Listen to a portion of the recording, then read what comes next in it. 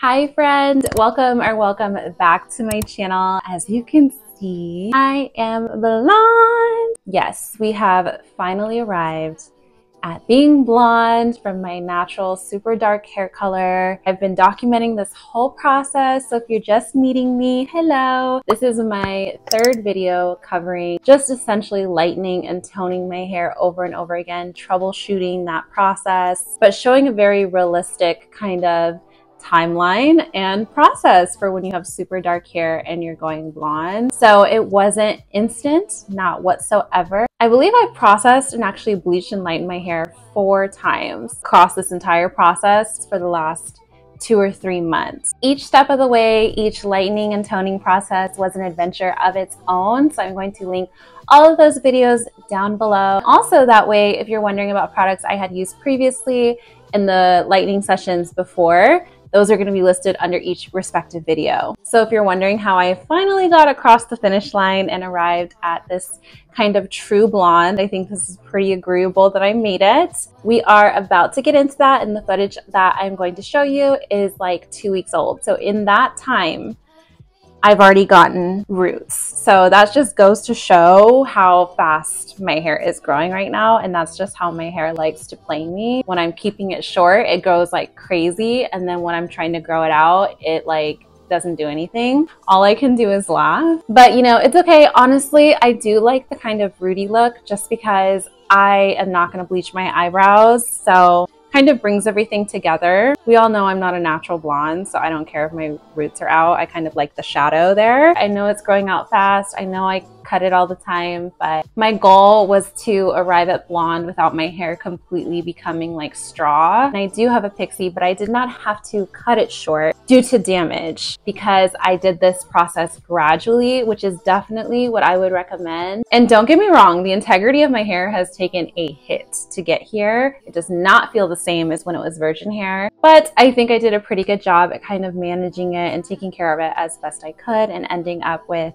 a result that I'm happy with, that I feel like is healthy despite what we've done to it. So let's go ahead and get into this process. I'm going to show you how we got here. And if you haven't already, please stop now, give this video a like, and consider subscribing to my channel. I make videos all about beauty and real life, and of course, my pixie hair. If you're thinking about going short, or if you've already gone short and you need any guidance or inspiration whatsoever, might be good for us to be friends. I make styling videos, I make product recommendation videos, I've covered this process. Anything I do with my pixie, I share with you. So I hope you will subscribe, but while I do have you here now, let's go ahead and get into the process. This whole process of going blonde was 100% DIY.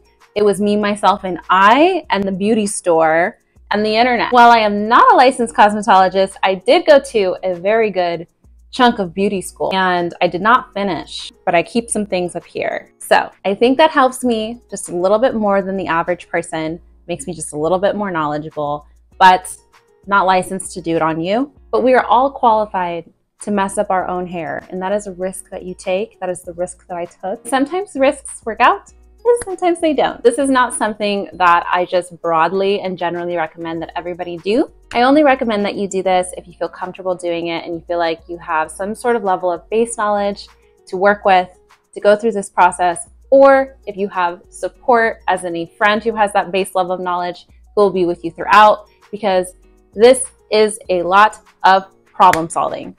It's just, I wish it was straightforward. Even for somebody who knows what to expect when you're going blonde, everybody's hair is different. My own hair took me on all types of twists and turns. And if you don't feel like you can go through this without problem solving throughout, I would not recommend it. Or if you're somebody who really wants to hold on to every inch of your hair, if length is a really big deal to you and you don't want to have to get a haircut due to damage, let a stylist protect your hair and preserve your length, because whenever you go blonde yourself, there's a good chance that you're going to need a haircut at the end of this. Those ends are going to be cooked. Thankfully, I've been doing that on my own accord, whether or not I was going blonde. I just want my pixie short right now. So you guys get the gist. I have to keep it real with you. I don't want Nobody's chemical burns or lost hair on my hands. Okay, let's go. All right, friends, you know the drill. It wouldn't be a hair transformation video without me showing you our before status, our starting point. So that was 4 weeks of roots growing out there since the last time we lightened my hair. And if you remember, the last time we lightened my hair, we did it twice within a couple of days. And then we got to this kind of dark blonde, but still blonde color, I would say, but it's more like a dark blonde. I was just planning on doing a haircut today, waiting another week or so before we went ahead and bleached my hair again, because I wanted to lean more towards 5 or 6 weeks between doing that, just to give my hair more of a rest. But unfortunately, I cut a hole in my hair.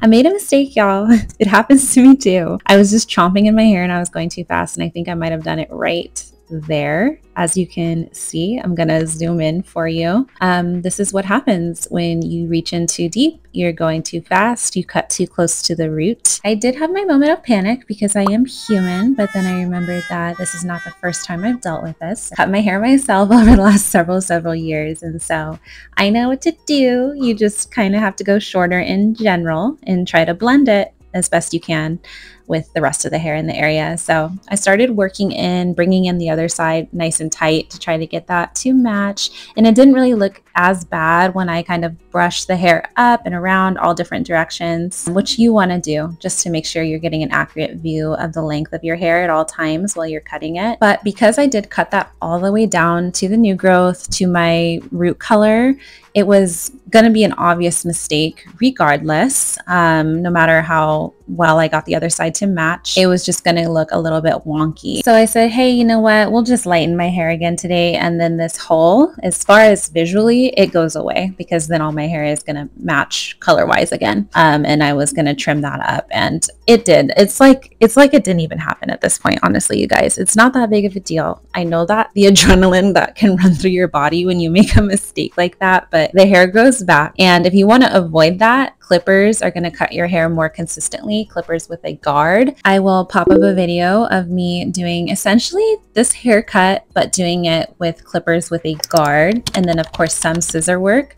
But that's going to be just a bit safer because they cut your hair consistently. You are more subject to your own human error when you're reaching in and you're doing scissors. And mistakes like this tend to happen. I think it goes without saying, but when you're doing like the back of your hair and you don't have as good of a view.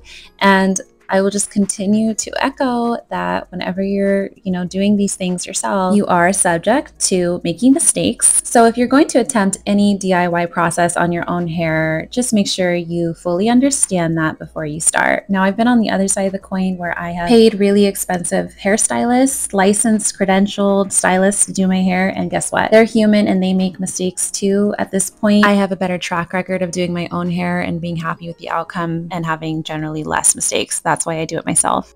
All right, haircut complete. As you can see, I did apply the bleach to my hair. Every single time I've lightened my hair in this process, by the way, I've only used 20 volume. As I stated in the beginning, that's because I went into this knowing the process was going to be gradual. I went into this being cautious as not to fry my hair unnecessarily. Went about this the same way as I have every time before. I applied the lightener to my mid to ends, waited a bit, and then I went back through to get my roots.